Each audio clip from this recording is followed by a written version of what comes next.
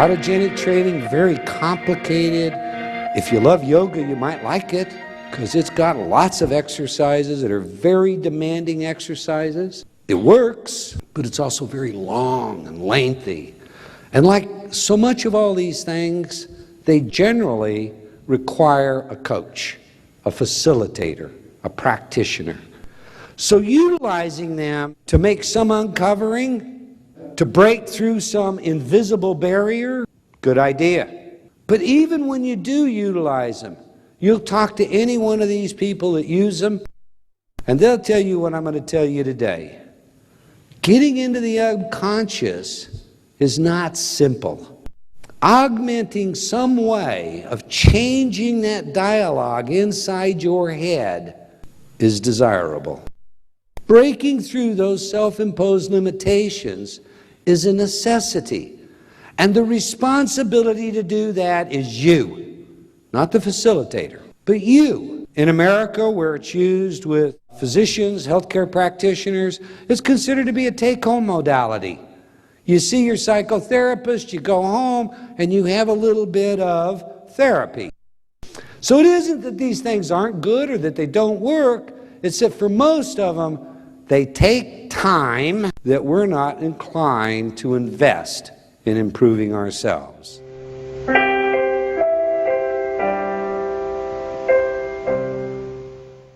Well, there's another problem that accompanies this, and that has to do with our motivation. We say to ourselves, I want this. This is for me. I'm going to do this. So there's a great speaker coming to town. He's known to be, he, she, a great motivational person. And you say, you know, I'm going to go there and I'm going to get the secrets to all the success in the world. I'm going to hear this person. You go to them and you listen. We've done exit studies on some of these motivational rallies. And boy, there are some that they're contagious, they're electric. The hackles on your neck stand up, you get goosebumps. Wow, wow. They have lights going in the background. They're like magic acts. And when you leave, we ask, hey, is this going to make a difference? And the vast majority say yes. Boy, I got some things here today that are just really going to change my life. I'm so glad I came. And then we go back 60 days later, and we ask these people, what have you done? How did you use the tools that you learned? Oh, you know, it just didn't work for me. I mean, I think my personality is a little different than that. Oh, I haven't had time yet. You know, I'm still probably going to do something, but I haven't had time. I just haven't got around to it. And on and on and on and on. Lots of excuses. Only a very small percentage of those people that went to that seminar actually used the tools, actually follow through. There's some script inside them, some resistance that's stopping them. It has nothing to do with the fact that it was a good tool or a bad tool that fits their personality, doesn't fit their personality. It has nothing to do with whether or not they had the time. They spent a lot of good money to go there. They spent maybe a day, maybe 5 days attending. All it has to do with some inner script. That's why they don't do it. And then the next time somebody comes to town, not right away because we've got to have time, and you know we have to clear that out. Maybe the next year, oh, there's a great speaker coming to town. I'm going to go there, and we do it all over again. You see a self-improvement industry, and you see people that are going to one after another, like the first one didn't have the answers that they told us it did. Has nothing to do with that. Has to do with them. Has to do with you. You ultimately have that responsibility.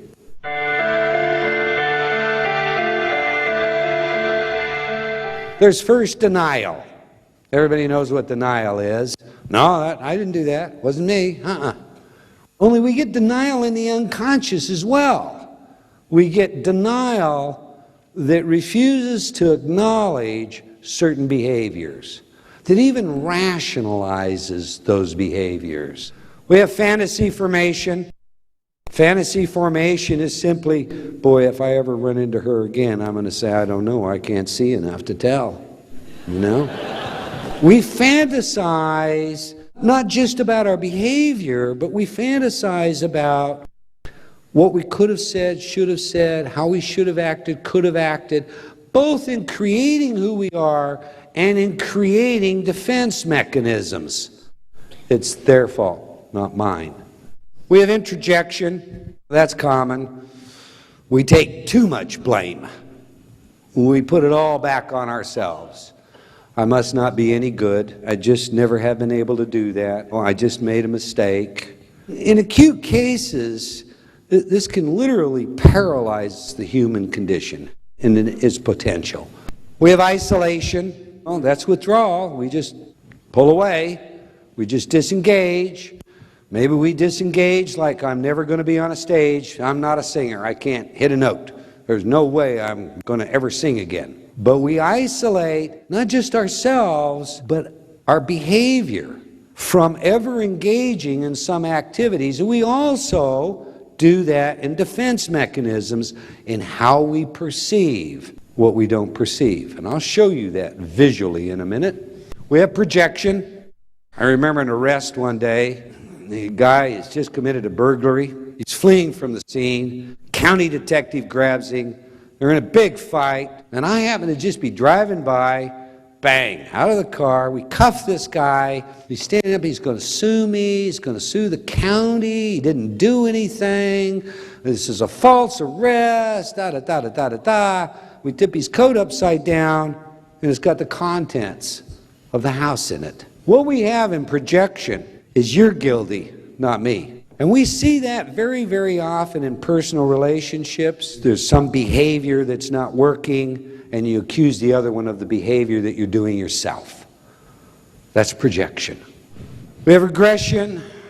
True regression, we literally go back to an infantile age. I once worked with a young man by the name of Vic, whose father had access to every hospital in the world. And his son had been cross-diagnosed with multiple sclerosis and polio. But the bottom line, he was in a degenerative condition, in a wheelchair, and given a very short life expectancy. Boy was 14 years old. Vic flew into my offices. Is there anything we can do? We went through his profile at great extent. Robert Youngblood, an MD, qualified in this area, joined me, and we developed a profile. We basically concluded this was some kind of sibling rivalry because Vic was born healthy, he was born well, everything in his life was going great, he was the center of the universe, a very affluent family, being literally bathed with anything and everything, and then he has a sibling born. Well, the sibling suddenly is a center of attention, and Vic suddenly starts getting ill. All of the attention shifts back to Vic, and the sicker he is, the more attention he gets. He has special wheelchairs, the house is rigged with elevator lifts on the stairs, no expenses barred. Well, the only thing in Vic's history, and we kind of overlooked this at the beginning, was he had a minor birth defect that required a tracheotomy. Tracheotomy was done when he was 2. Sibling was born shortly thereafter. And I tell you that because it becomes important. We created the profile, sent the programs home with Vic Sr. Vic put a sound system throughout his house, which would be his style. It played in every room, 24 hours of the day. Vic Jr., in the middle of the night, 24-hour surveillance, the alarm goes off, he can't breathe. They rush him to the hospital. They do a tracheotomy. He recovers from the trach and the wheelchair.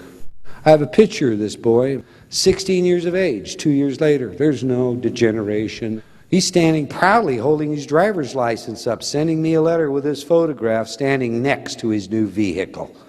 16, chasing girls, having fun, doing what 16-year-olds do. Regression. 20/20 hindsight, what did he do to cause a tracheotomy at 14? Turned his oxygen up. That's what caused the choking. That's what led to leading him to the hospital. Did he consciously do that? I don't know. Is there a correspondence between he's in optimal health at 2 years of age, the tracheotomy, and returning to optimal health following a tracheotomy? I suggest there probably is. But that's an example of regression. Repression, hey, I just hide it from myself. I told you about my repressed experience. And sublimation. If Freud were correct, as a young man, I had fantasies, sexual fantasies about my mother. Don't think I did. Wouldn't admit to it if I did. But if Freud were correct, every young man does. We sublimate that drive by putting it out towards someone else. If we're healthy, it's some significant other, our wife or whatnot. Not or whatnot, better be your wife, guys.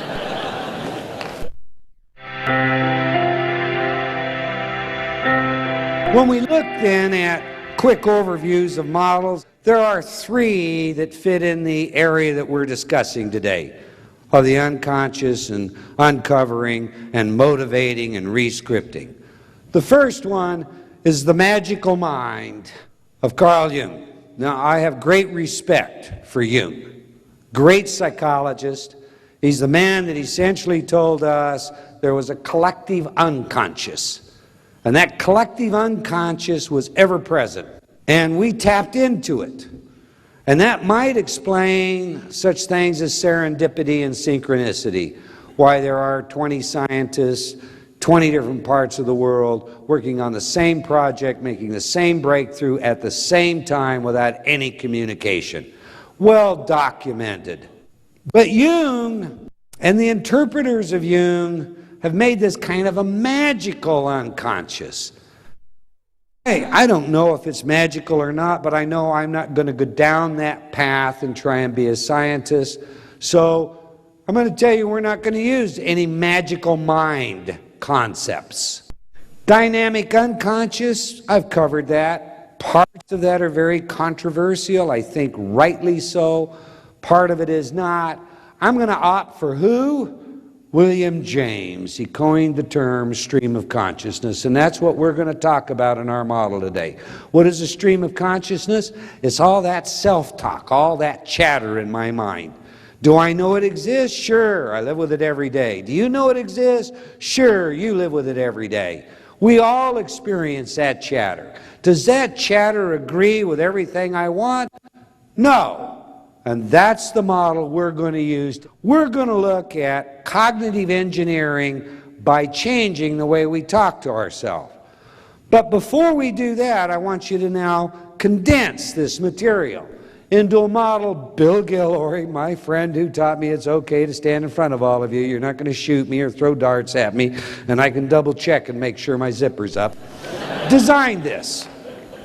If we look at our expectation again, reality is what we believe to be true. Is that right or wrong? Somebody tells you that this reality is not real, it's an illusion. Can you really believe that? I mean, I believe it academically, but I'm kind of the philosopher John Locke was. René Descartes argued, I doubt that I am, therefore I am. Well, if his appendix was ruptured, he wouldn't doubt that he existed. You know, when you're in pain, you don't doubt that you exist. If I doubt this exists and then I kick it as hard as I can, I won't doubt it for long. But in reality, quantum physicists tell us it doesn't exist. It's all waveform. Reality is what I believe to be true. What we believe to be true is therefore what we perceive.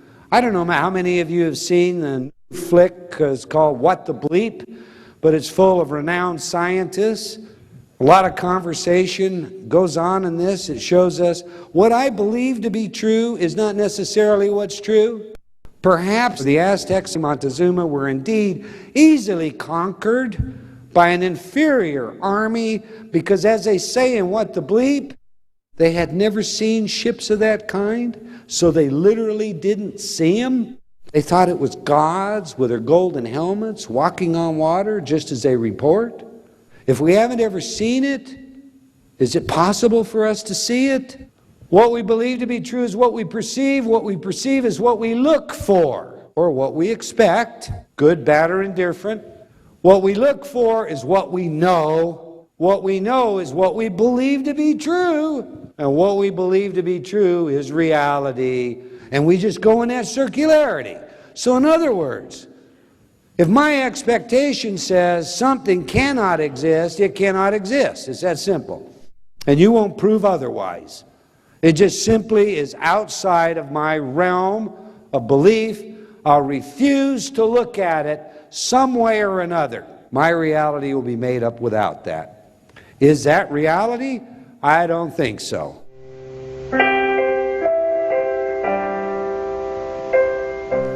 When you look at a model of the mind, we have an unconscious. If we just use Einstein's model, that represents probably 90% of our total mental capacity.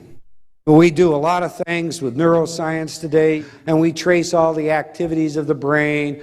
We can say, look, if you're an adult and you're trying to learn a second language, you're going to develop a new area that is adjacent to your language center to process that. It's going to be more difficult than if you're a child. We can tell you lots of things about the tickings of the brain and how it relates to what we call perception. But remember white crows? We really can't build a good model. We have savants, a famous savant, who can read 2 books at the same time. Has no corpus callosum.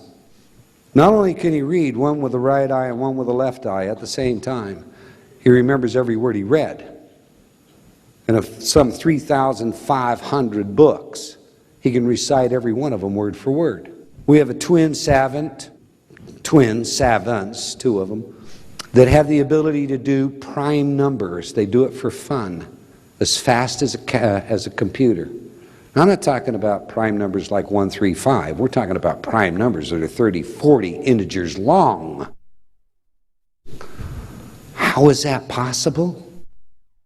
We don't have an explanation for those things. With all of our mapping, with all of our understanding, we're still at a loss for the power of the mind. We're still at a loss for being able to explain these various white crows or anomalies of consciousness. Well, what we're going to do with our model is we're just going to make it really simple. Okay, 90% of the total brain capacity is unconscious. That leaves 10%, which is the popular, this is what I use. And in that popular, this is what I use, it would appear that about 3%, if you go along with the statistics that are generated by lots of people, and I qualify that because I have trouble with those statistics. I mean, when we don't know how deep something is or how high something is, how can you get into percentages of anything? But I'll go along with them for the sake of our model. 3% is our consciousness, what we're aware of right now. And 7% is what we call preconscious. Now, what's preconscious? Well, you know, I remember the lyrics to the song Vaya con Dios, but I don't always have them right there. If I start to think about it, let's see, how did that go? Then I remember it. Our preconscious holds a lot of information that is accessible to us, but that we don't run around every minute of the day holding in consciousness. Our preconscious also communicates somehow with our unconscious and somatic information processing. What's somatic information processing? So what's going on in my body right now, your body right now, and every day and every minute that we're alive. And I'm typically not aware of it. But if suddenly my heartbeat goes boom, boom, boom, boom, boom, I become aware. That's the somatic information. Somehow the unconscious can communicate that, get our attention through the preconscious, and it comes into consciousness. All right, so in this model, most of who we are and what we know, we just simply don't understand. It's hidden, if you will, in the subliminal part of the mind.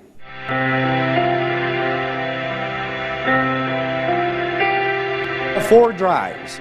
I'll never forget, I had a professor, a very famous professor, who said to me, you know, you can always remember it if you think of it as there are the 4 F's. Now, this is for English speakers, and please, I don't want to offend anybody, and you might have to fill it in some. If you don't get it, that's okay. Drives are fundamental aspects of the human creature that we all seek. It's a species-oriented mechanism as well as an individual-oriented mechanism. The first drive is fight. The second drive is flight. Fight, flight, we all know that. The next drive is feeding. We have to feed, don't we? We have to eat. And the last drive in any mixed audience, unless you're talking to cops, is breeding, propagation of the species. He called it his 4F seminar. We all got it, you never forgot it. Today we have a fifth drive. That fifth drive in the Western world seems to be more. I want more. I want more. Yesterday I was having a conversation here as they were preparing everything, and I happened to talk about this fifth drive, and the fellow that I was talking to says, well, you know, we don't have so much of that. No, that isn't something that goes on in Malaysia. But wow. Wow. And this morning I picked up today's newspaper, your newspaper, not mine. And what do I find on page 3? Visit Singapore for stress relief. Shop your stress relief away. But really, they got the same problem we've got. I want more. We've turned everybody into consumers. Consumption is therapy. You know, if I'm depressed, if I'm stressed, I'll go shopping. Now this picture, I guarantee you get today's paper, there's this very beautiful woman, and she must have 10, 12 pairs of shoes out in front of her, and she's just deciding which one she wants in the convenience of this Shangri-La. So maybe you don't have that drive, but in the Western world we see it everywhere. I want more.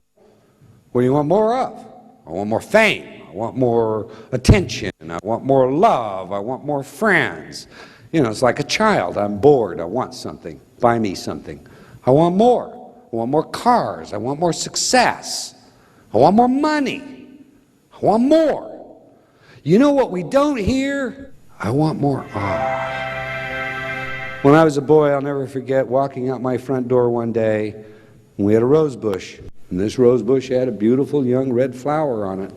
And it had rained lightly the night before, and there were these little pearls of water on this rose. And the sun was just hitting it perfectly, so that every one of them lit a rainbow of colors that was falling on the back of my house, right behind it.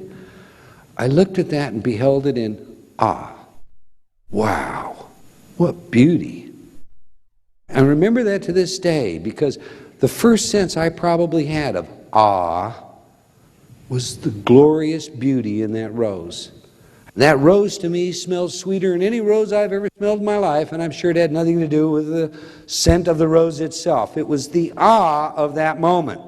I don't hear anybody say, I want more awe. You don't hear too many people saying, you know, I just want more peace. I want to feel comfortable with myself, at home with myself.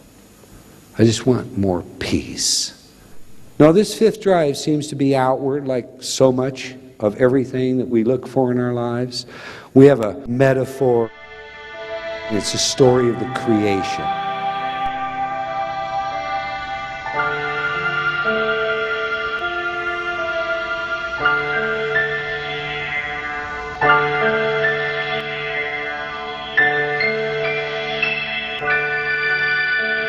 We have all these archangels, and their job is to hide God. Now I'm going to use God today this way. G for grand, O, organizing, D, designer. We all have lots of words for the grand organizing designer. Culture to culture, religion to religion, there are different words. So I'm not talking about any one, I'm talking about one. The grand organizing designer has commissioned the archangels to hide himself from man. And they get together and they say, okay, well, we probably ought to hide him at the bottom of the sea. No. Man's cunning, he'll get to the bottom of the sea. Well, let's hide him in deep space. No. He'll sooner or later get to deep space. And they come up with 2 or 3 other ideas, and finally, one says, I know, let's hide him inside man. He'll never look. And that's a pretty powerful metaphor if you think about it for a moment, just as a metaphor. What is awe? It's a sense that there's something greater than myself. And does that have any power over me and my behavior and my life and my health? Absolutely. Study after study after study shows the value of honor.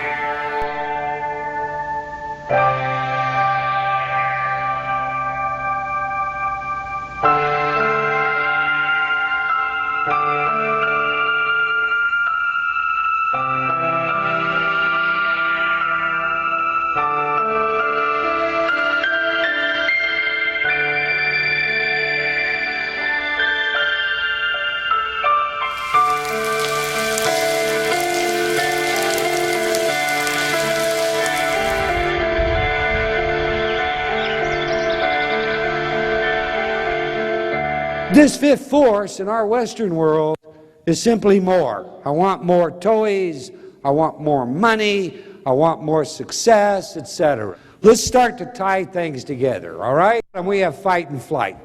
Anxiety and depression in modern man is fight and flight. You know, if I'm going to fight, I'm ready. And what is anxiety? It's a heightened states of arousal where my system is filled with adrenaline and other neurochemicals. All of a sudden, my stomach doesn't work because it's not important. Everything's gone out to the exterior. I am ready to fight. And what is depression in its deepest sense? Absolute withdrawal, total flight, indeed, even suicidal flight in chronic depression. We've discovered a system of beliefs. I call them subliminal beliefs because, hey, look, that just fits. You call them subconscious beliefs. We have a whole structure of beliefs inside our subconscious. And if we were to put those on a hedonic calculus, and I'm using that after hedons of pleasure and hedons of pain from the Greek philosophers, we would say that this calculus on one end has love, peace, security, the beauty, the glorious part about human nature, your total potential. And on the other end, it has anger and fear. And I'll tell you what I've learned over the years, and this works in English. Anger, a nasty, getting even response. Fear. For every anger response, there is a nasty getting even response. I'm going to tell you this. You don't get angry unless you're threatened. You may not think so, but you're afraid of something when you get angry. Somebody cuts you off, 5 o'clock traffic, they just cut in front of you. What happened? You're angry? Why? You got to slow down and you're going to be off a middle of a second and getting home? Why? Because he stole something from you, didn't he? He took my place. And they can't do that, can they? Well, why? Because it's wrong. And I'm afraid if I let somebody do it, I'll let everybody do it. See, there's no such thing as anger without fear. Period. On that side, I have all the negative stuff that you can see that humans have done to humans over generations and time immemorial. All right. On the other side, I have the highest potential that resides in the human condition. Along this calculus, then, we have to recognize that sitting in the center is our desire to avoid rejection and our survival mechanisms, our drives. They make up the model of our mind. And if you don't believe that the greatest motivation you have subconsciously is to avoid rejection, you haven't really looked at yourself, because we all need to be loved, and you may as well understand that. We all need arousal, and we all need to be loved. That is the human condition. Being rejected, whether it's how the boss looks at me, and I sense rejection, something my mate says to me, that hurts. That's painful. What's more, it's threatening. And this is how. We have two kinds of stimuli that trigger these responses. One we can call imaginary threats. What's an imaginary threat? Hey, the guy that cut me off in 5 o'clock traffic is not a real threat, is it? The way my boss looks at me, that's not a real threat, is it? I make it a real threat. I make it seem like a real threat. But is it a saber-toothed tiger? A real threat? Huh? Is it a 357 at my head? Should fight, flight, anxiety, depression be set off by those synthetic stimuli? Well, the answer is no, but it is. It is in every one of us. There are two ways to be tied up in the world. Somebody can physically bind me. I'm tied up.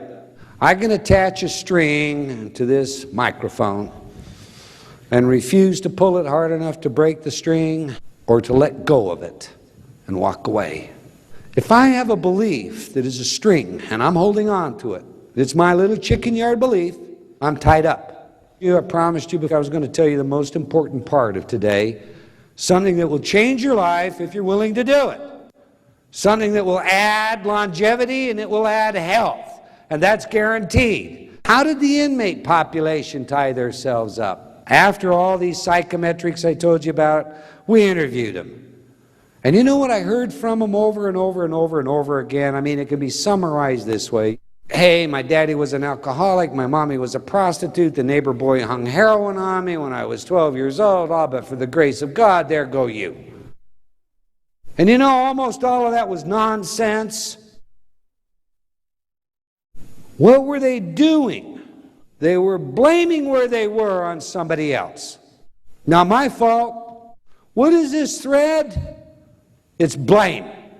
Anyone that doesn't have someone or something they blame in their life is probably ready to start walking on water. Blame. It's the most debilitating thing you can do. Why? Because if you blame, you disenfranchised yourself. It's not my fault. What's that mean? I don't have to do anything about it, man. You do it for me. You change. It's not me. I'm not responsible.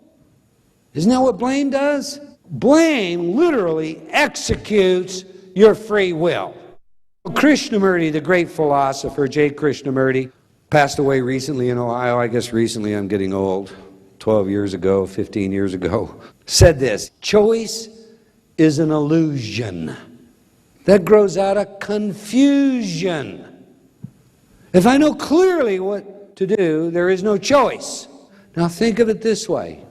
If I have choices, any of them that I might make, but I have excluded myself from making them by just simply saying it's not my fault, it's yours, what value is free will? What value is choice? Blame is the most important thing for you to just eradicate from your life. Blame comes in aggregates. Shame, guilt, they all tie us up in one way or another. And it's not that shame is necessarily bad, because maybe there are things that are shameful that each of us have done. But we have to learn to let go of that, not bring it along with us. We have to learn to forgive. You remember our inmate population? If I'm going to interrupt their receptivity, what have I got to do? I got to stop them from displacing responsibility. They have to begin to take responsibility themselves. Make the choices themselves. How can I do that? 3 magic messages that we have tested in so many domains, ranging from like attention deficit hyperactive disorder to dart throwing, athletic performance. I forgive myself. I forgive all others. I am forgiven. When I went to the Department of Corrections, the people involved had said, you know, hey, this is what we want to put on this program. Man, are you kidding? I forgive? Suddenly it was, oh, I don't know. They were suspicious. And isn't that grace? Isn't that religious? Isn't that spiritual? Can we do something more psychological? There's nothing more psychological that you can do. 20 years ago, this may have been pioneering. It's not pioneering today. You can't pick up a journal anywhere that doesn't have an article on the power of forgiveness. Those 3 messages literally liberate you. Well, if they liberate me, what does that afford me? And before we go on to this, I'm once again going to tell you a story. choices. So imagine walking down the street in New York City. Those of you who visited New York, the Big Apple, and the high-rise condos, boy, these are $1.5 million, $2 million condos before the real estate boom. And I'm walking along, kind of looking, skyline, and from a third-store balcony, flower pot falls. Bam! Hits me in the head. Falls to the ground, pot breaks, flower falls out. I have some choices. I bet you can all think of this one. You sue this guy. He's got a lot of bucks. Look at the place he lives in. I'll claim, concussion. Get my digital little portfolio out and call my attorney right now. Do that.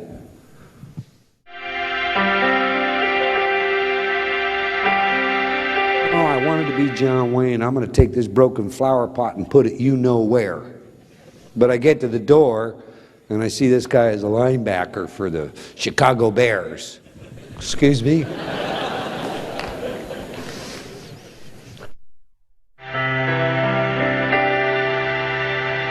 I can be metaphysical. Thank you. That probably brought some enlightenment to me. What else can I do? What could I do that would turn this situation into thank you, gratitude situation?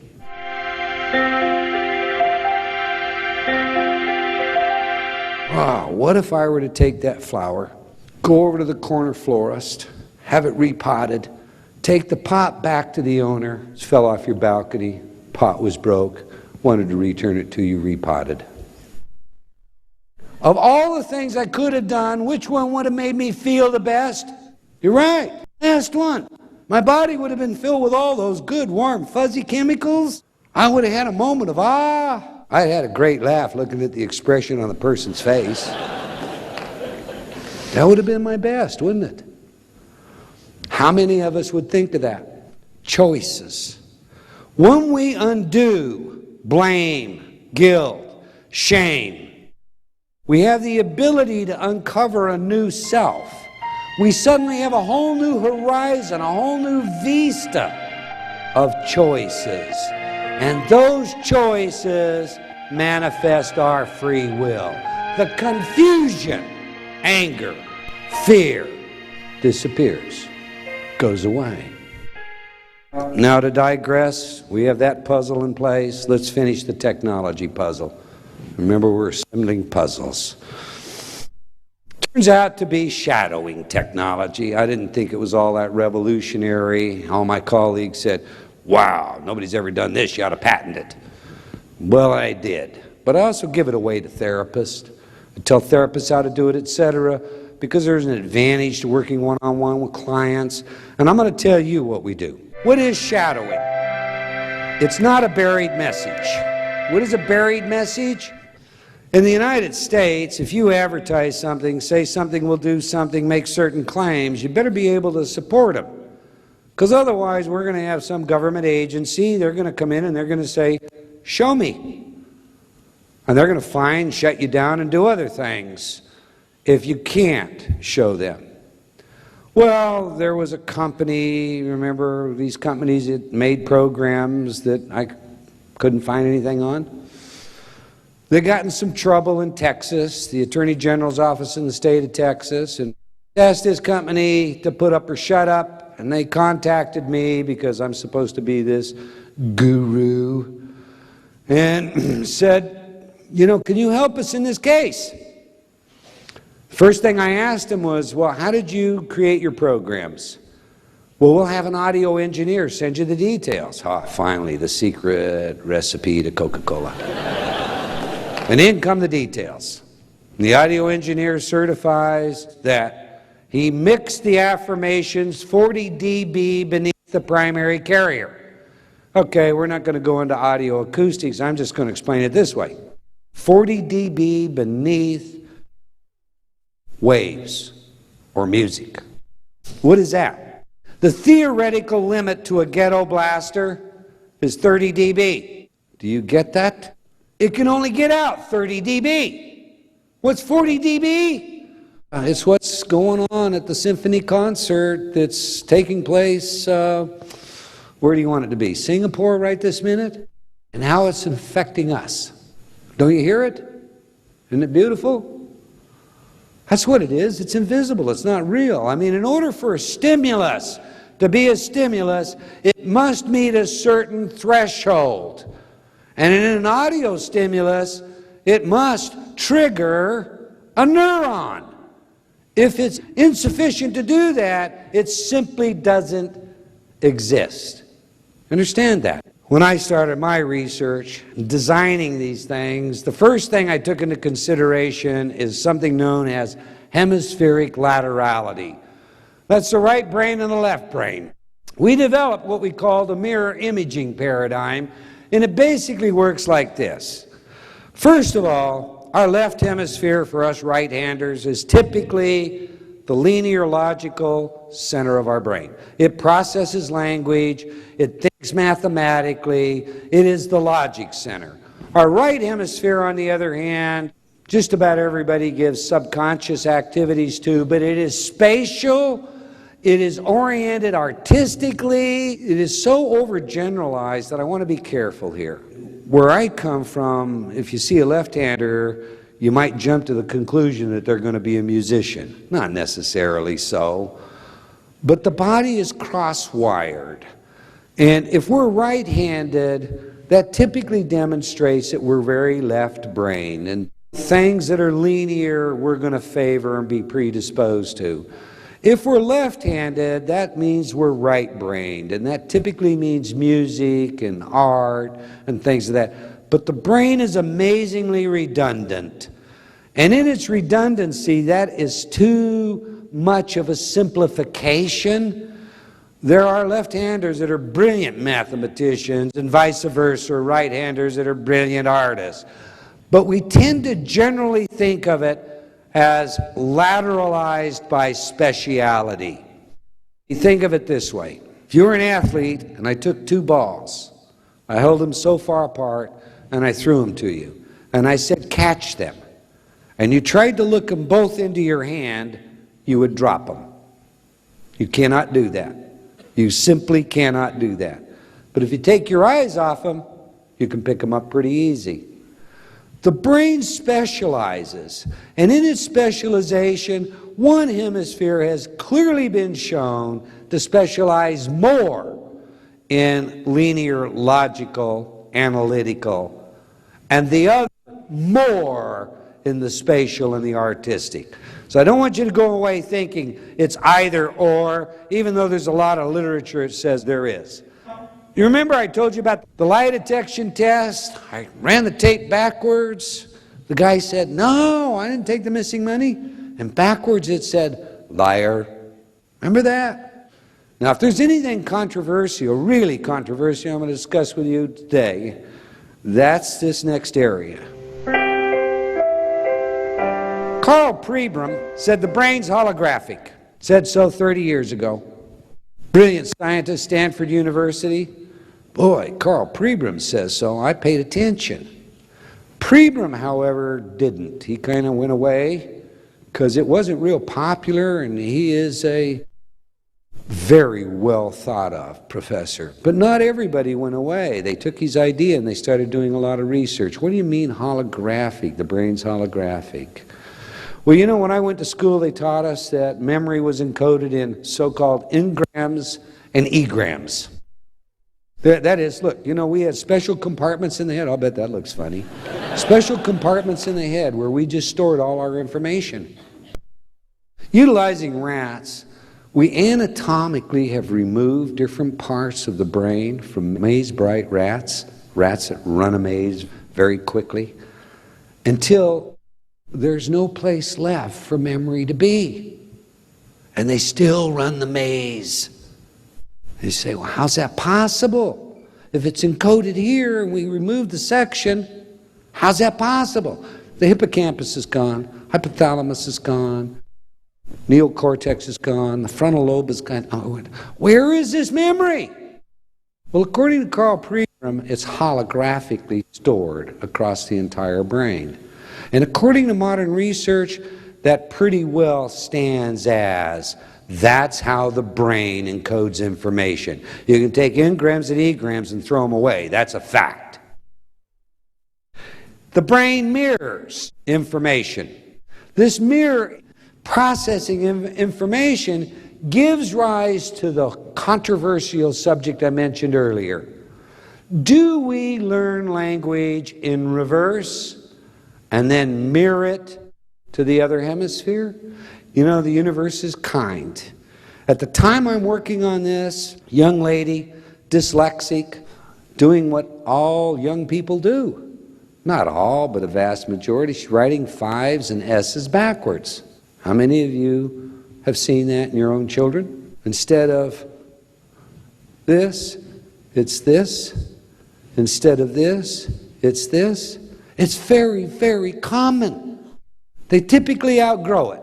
It's not dyslexia in a clinical sense. Well, what are they doing? What's going on that causes this backwards writing? Well, I theorized that Pribram was right, and the brain must be mirroring information. If it mirrors information, it would be creating a holograph, interfering patterns. Those interfering light patterns would cause the pig to appear to be on top.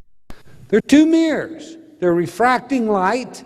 The refraction of that light takes this little tiny pig that's down in the middle and stands it up. It's no longer in there. It's right here, right on the top. But it really isn't. It's a holograph. That's where the memory is going. But then if that's the instance, does that explain masking, shadow tasking? That was my next question. You see, if Pribram was right, that could be the mechanism behind this kind of tasking. The picture. You see what he's doing up there? What's in his left hemisphere is in his right visual field. What's in his right hemisphere is in his left visual field. He is mirroring that information. When we do shadow listening tasks, the top one illustrates a well-known study that's been replicated many, many times, where we essentially take two stories, we tell one story to this ear, we tell another story to this ear, and the brain makes up one story. It just doesn't hear all the words. It makes up one story. The volume is exactly the same. We send random numbers, say, to the right ear. To the left ear, we might tell a story like, I was walking down the street one day. Then we shift and we start telling random numbers, 17, 22, 19. And in this ear, landed on my shoulder and gave me a kiss. And then we ask you, what did you hear? I was walking down the street one day when a bird landed on my shoulder and gave me a kiss. I never heard the numbers. This is called shadow tasking. If the mind is mirroring information, and if the hemispheres are specialized, does that explain why I make one story, or I don't hear the numbers, I only put one story together? To me, the answer is yes.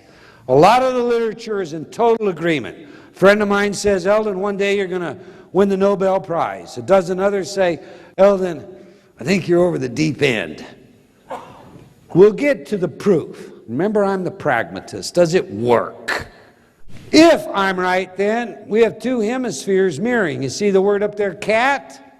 Our dominant left brain has to learn to turn that word into the forward cat, or the S into the forward S, the 5 into the forward 5.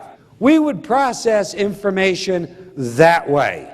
Our visual center, our spatial center, two different images. I'm processing a word. The word may be beautiful, but I'm also processing the picture, beautiful. One of my favorite little sayings to impress you with beautiful, whenever you see a beautiful woman, and for women maybe this is a handsome man, you know there's a God. But there is a visual image attached to every word that we have. If I tell you there is a griffin, and a griffin is part eagle and part lion. Head of a lion, body, wings of an eagle. You have a